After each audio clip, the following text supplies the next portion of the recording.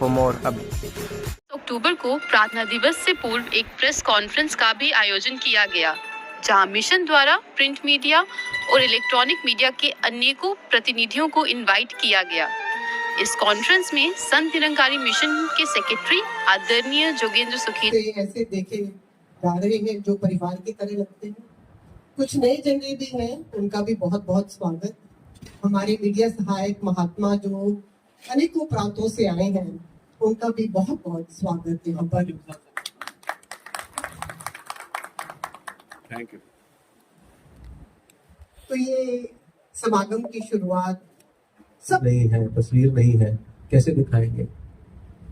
माध्यम बहुत जरूरी है और आप सभी माध्यम हैं, इसीलिए आपका शुक्राना भी है, स्वागत भी है और ये विश्वास भी है कि यहाँ जो एक आत्ममंथन की, जैसे अभी आपने बहन जी से सुना कि सद्गुरु माता सुदीक्षा जी महाराज ने इस वर्ष हमें विषय दिया आत्ममंथन।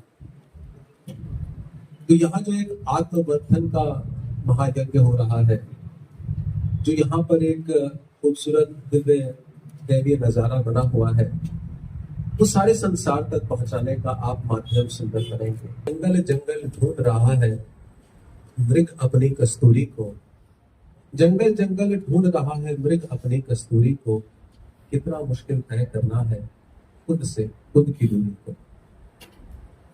सतगुरु बाबा हरदेव सिंह जी महाराज आप सब परिचित हैं। हमने 36 वर्ष के उनके गुरु काल में कितना आशीर्वाद प्राप्त किया। उन्होंने हमें एक संदेश दिया, कहा कि हमसे है जमाना तो कहो बदले किसको। हमसे है जमाना, वो एक शायर के शेर है ना कि हम जमाने से नहीं, हमसे है जमाना, ऐसा कुछ है। तो उसके बाद की बात कि हमसे है जमाना तो कहो बदले किसको, हम बदले तो जमाना खुद ही बदल जाएगा। If I change, then my home will change, my neighborhood will change, my city will change, my society will change, my country will change, and the entire world will change. परिवर्तन ऐसे होता है। इसलिए इस बार सतगुरु माता जी ने कहा कि अंदर से खुद को बदलो। दूसरों के ऐब देखना बड़ा आसान है, दूसरों पर तबसरा जब कीजिए, आईना सामने रख लिया कीजिए। ये संदेश है इस बार निरंकारी मिशन का और सतगुरु का, और हम सब प्रयास कर रहे हैं कि बजाय इसकी कि हम संदेश बाहर की तरफ दें। आप सभी जानते हैं, बरसों बरस से आप आ रहे हैं, सभी चेहरे जाने पहचाने हैं कि ये जो आध्यात्मिक स्थल है, ये 650 एकड़ के क्षेत्रफल में फैला हुआ, जहाँ पर ये मेन कार्यक्रम होगा, संत महात्मा आकर रहेंगे। इसके अलावा आसपास के हमारे जो 4 पार्किंग्स हैं, वहाँ पर पार्किंग की व्यवस्था, पांची गुजरान में 42 एकड़, पीछे रेलवे स्टेशन के पास 22 एकड़, मन्नत के सामने 28 एकड़, और बिल्कुल हमारे सामने जो है लगभग 10 एकड़ का प्लॉट। ये व्यवस्थाएं इसलिए बनाई जा रही है कि जो आने जाने वाले भगत हैं उनकी सुविधा भी रहे, और जो हमारे भाई बहन जो इस नेशनल हाईवे का प्रयोग करते हैं, उनको कहीं किसी रुकावट का सामना ना करना पड़े। और इसमें आपको बड़ी खुशी हो रही है ये कहते हुए कि हरियाणा प्रशासन, पुलिस प्रशासन और रेलवे प्रशासन, इन तीनों का भरपूर सहयोग हमारे को मिल रहा है।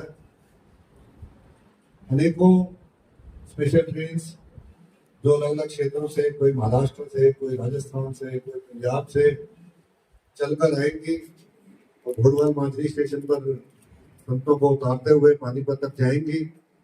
इसके अलावा जो 32 ट्रेन्स नॉर्मली मेल एक्सप्रेस गाड़ियां जो यहाँ से भोरवाल मांझी ट्रैक से होकर गुजरती हैं, इन दिनों के में लगभग 1 महीने के लिए 2 मिनट का स्टॉपेज रेलवे प्रशासन ने दिया। इसके अलावा शटल ट्रेन्स जो हजरत निजामुद्दीन से और दिल्ली मेन स्टेशन से पानीपत तक चलेगी, वो भी यहाँ रुकेंगी। और ऐसी भी व्यवस्था की गई है कि अगर समागम की जब आखिरी दिन के समापन के बाद अगर जाने वाले महात्माओं की संख्या अधिक होगी तो और भी ट्रेनें इसमें ऐड की जाएंगी। दास को ये सारी व्यवस्था बताने के पीछे भाव यही है कि जब ये समागम की प्लानिंग की जा रही है तो ये भी साथ सोचा जा रहा है कि जो हमारे भाई बहन हैं उनकी सुविधा में कहीं कोई कमी ना रहे। जो व्यक्ति रेलवे ट्रेन को यूज करते हैं या रोड को यूज करते हैं उनको कहीं किसी क्षण भी कोई असुविधा ना हो। इसी प्रकार अगर हाईवे की बात करें तो आपने देखा होगा, अगर उधर से आए हैं तो पूरी लाइटिंग है दोनों तरफ। अगर आप कभी रात को निकलेंगे तो आप देखेंगे कि सड़क के उस तरफ भी, सड़क के इस तरफ भी भरपूर बिजली की व्यवस्था की गई है। फुट ओवर ब्रिज में क्योंकि लाखों लाखों भाई बहन उसका भी इस्तेमाल करेंगे, उस पर भी लाइट की व्यवस्था की गई है कि कोई अंधेरा ऐसा ना हो, किसी को कहीं चोट लगे। इसी प्रकार नेशनल हाईवे पर जहां जहां कहीं कोई सड़क पर गड्ढा था या कोई और ऐसी व्यवस्था की जरूरत थी, वो सभी अब हो चुकी है। और ये 650 एकड़ का जहाँ क्षेत्रफल में ये कैंपस फैला है, वहां पर क्योंकि जब इतनी बड़ी संख्या में आएंगे तो जरूरी मेडिकल सुविधाओं का आयोजन भी किया गया है, जिसमें एक तो हमारा 120 बेडेड हॉस्पिटल, हम शेड की इस तरफ बैठे हैं, शेड के दूसरी तरफ, जिसमें आईसीयू, वेंटिलेटर और सभी अति आधुनिक सुविधाएं उपलब्ध है। चाहे वो आई हो, चाहे डेंटल हो या कोई कार्डियोलॉजी हो, सभी सुविधाएं उपलब्ध है। और साथ ही साथ सोनीपत और पानीपत के जितने भी सरकारी हॉस्पिटल्स हैं और गैर सरकारी हॉस्पिटल्स, सभी के साथ हमारा इस प्रकार का आपसी परस्पर संबंध है कि उन्होंने भी हमारे लिए व्यवस्थाएं रखी हुई है कि अगर कोई ऐसी आवश्यकता पड़ेगी तो वो भी बेड हमें उपलब्ध रहेंगे। साथ में 8 allopathic dispensaries, 6 homeopathic dispensaries, 15 first aid के स्टेशंस और साथ